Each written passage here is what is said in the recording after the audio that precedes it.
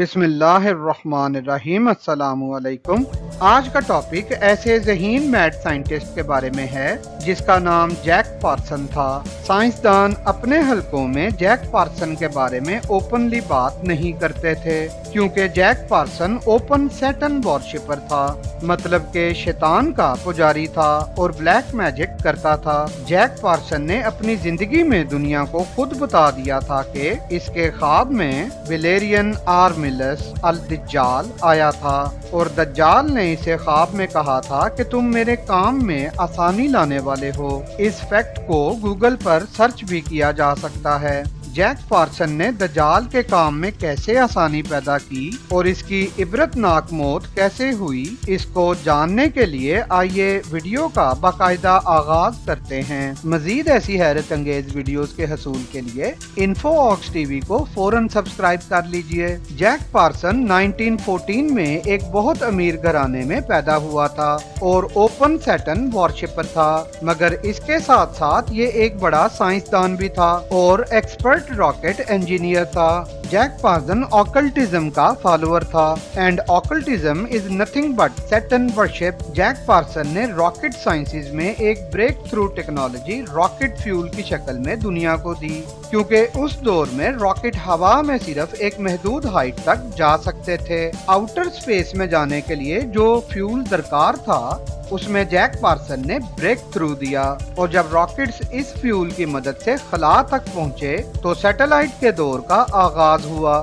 جس سے phone, T V, internet اور ہر ٹیکنالوجی کا جال سیٹلائٹس کی مدد سے پوری دنیا میں پھیلا۔ یہ ایک حیرت کی بات ہے کہ جب راکٹ سائنس کے بانی کا سرچ کیا جائے تو وان براون سائنسدان کا نام آتا ہے۔ وان براون ایک جرمن امریکن راکٹ انجینئر تھا جسے NASA father of rocket sciences technology کا خطاب دیتی ہے، لیکن وان براون نے اپنی زندگی میں خود بیان دیا تھا کہ جیک پارسن اس ٹائٹل کا اصل حقدار ہے۔ جیک پارسن نے اپنی جوانی میں ایک پرائیویٹ کمپنی بنائی جس کا نام ایرو جیٹ تھا۔ جیک پارسن کی اس پرائیویٹ کمپنی کا کام دیکھ کر امریکن ملٹری نے جیک پارسن کو فنڈنگ شروع کر دی تاکہ دوسری جنگ عظیم کے لیے جدید اسلحہ تیار کیا جا سکے۔ بعد میں اس کمپنی کو جے پی ایل میں تبدیل کیا گیا جس کا نام جیٹ پروپلجن لیبارٹری تھا، اور اس جے پی ایل کمپنی کی خاص بات یہ ہے کہ اس کمپنی کو آج بھی ناسا فنڈنگ کرتا ہے۔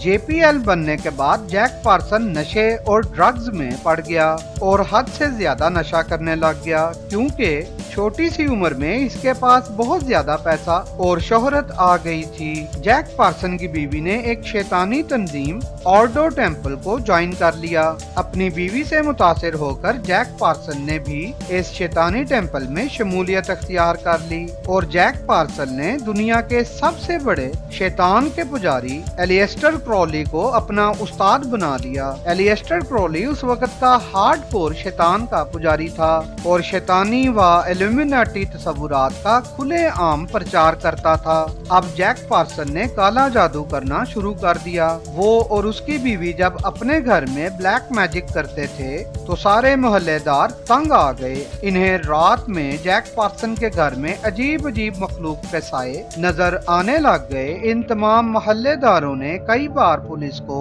کمپلینٹس بھی کی۔ جیک پارسن شیطان کی پوجا اور کالے جادو میں اس حد تک آگے نکل گیا کہ اسے اب شیطانی خواب آنے شروع ہو گئے۔ جیک پارسن اپنی آٹو بایوگرافی میں بتاتا ہے کہ ایک دن اس کے خواب میں ایک عجیب و غریب مخلوق آئی اور اس نے کہا کہ تم میرے مستقبل کے کاموں کو بہت آسان بنا دو گے۔ خواب میں جب جیک پارسن نے اس کا نام پوچھا تو اس عجیب و غریب مخلوق نے اپنا نام ویلیرین آرملس الدجال بتایا۔ یہ چیز تاریخ میں ایک نوٹڈ فیکٹ ہے، اور جیک پارسن کی اس بات کی تصدیق گوگل پر سرچ کر کے بھی کی جا سکتی ہے۔ جیک پارسن نے اپنے خود کے جرنل میں بھی اس واقعہ کا لکھا تھا۔ کہ दज्जाल उसके ख्वाब में आकर उसे मिला था।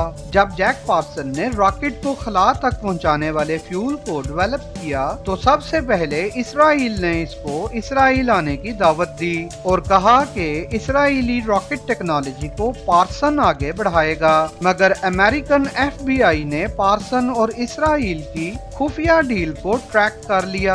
अब FBI ने जैक पार्सन पर केसेस फाइल करने शुरू कर दिए और इसको ब्लैक लिस्ट साइंसदान करार दे दिया गया। फिर एक दिन अचानक जैक पार्सन के घर में एक ब्लास्ट हुआ और जब पुलिस ने पार्सन की डेड बॉडी का मुआयना किया तो जैक पार्सन के जिस्म का आधा हिस्सा तबाह हो चुका था।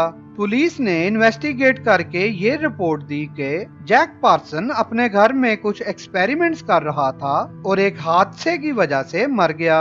ये था एक दज्जाली साइंसदान का इबरतनाक इंजाम। मजीद ऐसी हैरत अंगेज वीडियोस के हसूल के लिए वीडियो को लाइक करें, चैनल को सब्सक्राइब करें और बेल आइकन को जरूर दबा दें। शुक्रिया।